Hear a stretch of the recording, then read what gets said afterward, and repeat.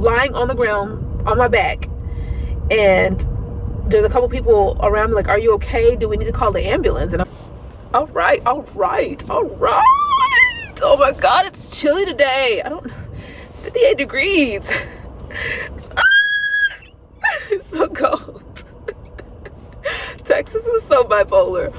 I mean, I don't want to complain because guess what? You know, it gets hot here in Texas. It gets really hot in the summertime. So I'm trying to soak in this milder spring we're having. I'm loving the cold fronts. I really am, because it just means that we're gonna have, I mean, if it stays like this, it means that the weather's not gonna be too bad in the summer. So it is chilly for me, but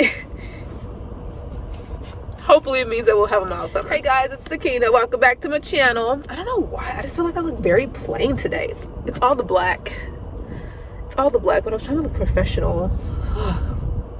But it's making me look very plain. Like, I feel like I need blush on or something. Maybe I'll put on some blush, because I just don't like that there's no color anywhere except for my lips. Let me put on some blush real quick. I feel plain. I feel plain and blah. And I didn't want to feel plain. I don't feel plain in the spirit. In the spirit, I feel good, but on my face, when I look at myself. So this is how I do blush, y'all. Me and lipstick. This is blush.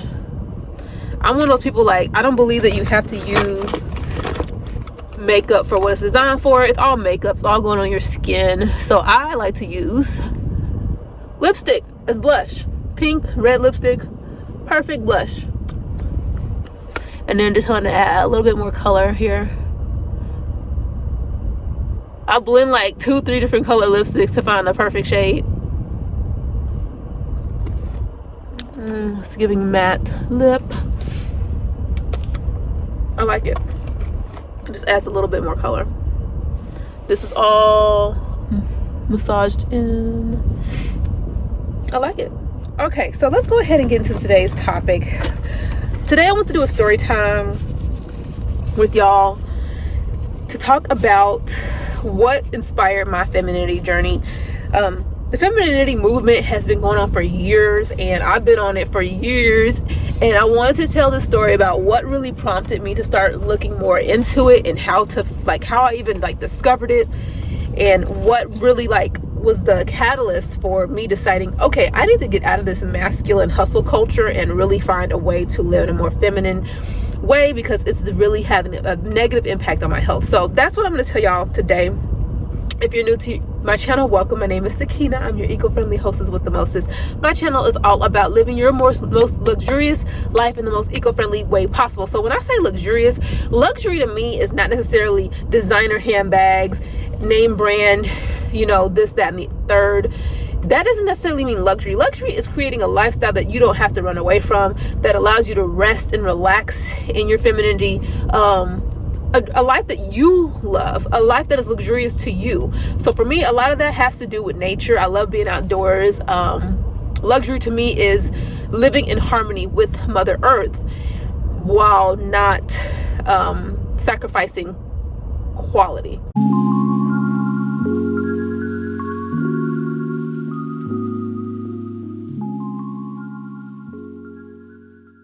I love quality things, quality experiences, quality clothing, quality homes, quality everything, quality food. But I don't think that you have to be obnoxious with your spending to achieve that. I don't think that you have to be excessive in opulence to live a luxurious life. So if that's you, go ahead and click that subscribe button, because your girl is always dropping content that is going to help you achieve that lifestyle. Now today's video, my story time, is kind of a follow-up to one of the video I did not too long ago. Sorry, I can't talk, guys. And that video was about how you need to create feminine systems to live your most feminine, soft life. You know, the soft life is really trendy right now, but it really is a necessity for women. Not just for women who want to be feminine, but women who want to be healthy. Our hormones, our body is not designed to live in the hustle mode. It's not designed to hustle in the way that men are designed. They have the hormones to back that up. And women, we have these different cycles in our hormones that require us to relax more so that we can regenerate, because we are designed to give birth. And so our body has a cycle of birthing and then rejuvenation, and we have to get into harmony with that in order to really live in harmony with our body. And so this is a perfect segue into my story. So when I was around the age of 25, I started noticing that when I was on my period, I would get these really bad cramps, and then I would start to get really faint. And this is something that I ignored it, because when I was having these episodes, I was out in public. I was out in public doing normal things like errands and stuff like that. And all of a sudden I'd get a really bad wave of cramps, and then all of a sudden I was feeling faint. I would start to get really hot. Like, what would happen is the cramp would come on, and then my body would start to get hot, and it's like I had tunnel vision. Like, my vision would kind of like go into tunnel vision, and I'd be so hot and like I could barely see, that I would have to like stop and relax and just like breathe for a while, because I was about to faint. And this happened a couple times. I remember one time I was at HEB at a local grocery store, and I saw my cousin, and we were talking, and then all of a sudden that wave of like heat rushed over my body, and I happened to be like in the deli meat section. And so I kind of sat down on the edge of that ledge there where the meat is, and allowed some of that cold air to get on me. And my cousin was like, "Are you okay?" And I was like, "Yeah, I'm okay. I just need to sit for a while." I didn't faint, but I was getting that, I was like starting to black out, and I was getting really hot. So I sat down until my body regulated, and then I was able to get back up and check out and go home.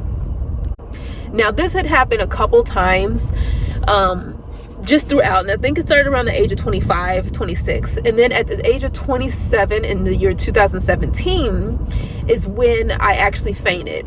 And I was on my period, and I remember it was like late evening, and I was craving a snow cone. It was hot, it was summer, and we had this place in Austin called Casey's Snowballs, and I was like, let me just drive over to Casey's Snowballs and get a snow cone. It wasn't very far. It was maybe like a 10-minute drive from my apartment. And I got in my car and I went, and I felt fine at first, but that's how, our cramps happen like that. They come in waves, and I had that same thing happen again. So I was fine on the drive there, and then when I got in line, all of a sudden a wave of cramps hit me, and I was like, oh God, it's getting bad. And all I remember is I was sitting there, and the cramps were getting bad. I was like third in line, and I just remember like doing my best to hold my composure, even though I was in a lot of pain. I was trying to breathe deeply. And then I was like the next person up to the window, and all of a sudden, like, I remember like I was about to step forward, and all of a sudden I don't remember anything. The next thing I remember is I'm lying on the ground on the wooden deck of the snowball place, this snow cone place. I'm lying on the ground on my back, and there's a couple people around me like, are you okay? Do we need to call the ambulance? And I'm lying on the ground on my back, and there's a couple people around me like, are you okay? Do we need to call the ambulance? And I'm like, oh no, don't call the ambulance. And I'm getting up, and I can feel my arm has a scrape on it because I fell. And I get up, and I make my way to the window to order my snow cone, and they're looking at me like, are you okay? Like, you just fainted. I'm like, no, I'm fine. Let me just get my snow cone. And I got like a snow cone with pineapple juice, fresh pineapple juice. And then there was some people like, you shouldn't drive like this. Like, you shouldn't drive. And I was like, I'm not. I'm just going to go sit in my car and eat my snow cone, which is what I did. Once I got my snow cone, I walked back to my car, and I sat in my car for a while and just breathed. And I don't know if I had Midol in my purse or not, but I think I popped some Midol. And I was just waiting for the cramps to go away. I was just sitting in my car with my snow cone, just trying, like, that's how it feels when I have cramps when they're really bad. I'm just like, oh, let me just get through this wave and then like make it. And so once that wave of really bad cramps subsided, I went ahead and drove home. So by the time that I drove home, oh my God, the cramps were so bad. Like I got home in time, but then by the time I got to the front door, I was on the ground and I was like writhing all over the ground, just like yelling at the top of my lungs. I closed my door, locked the door, and then I started just screaming like in pain and agony. I couldn't even eat my damn snow cone. It was melting because I was just in so much pain. It was just so painful. And I was on the floor in my living room, I remember, in my apartment, and I was just in so much pain. And then I eventually, like once the pain subsided, I would eventually crawl to my bed, and I just got in the bed, and it was just wave after wave of painful cramps all night.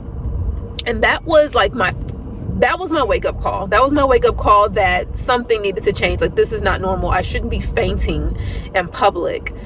And I had never fainted before, but I had gotten close to fainting, and this was the first time that I had fainted. And so that's when I started to reevaluate my life and how I was living. I was always very on the go.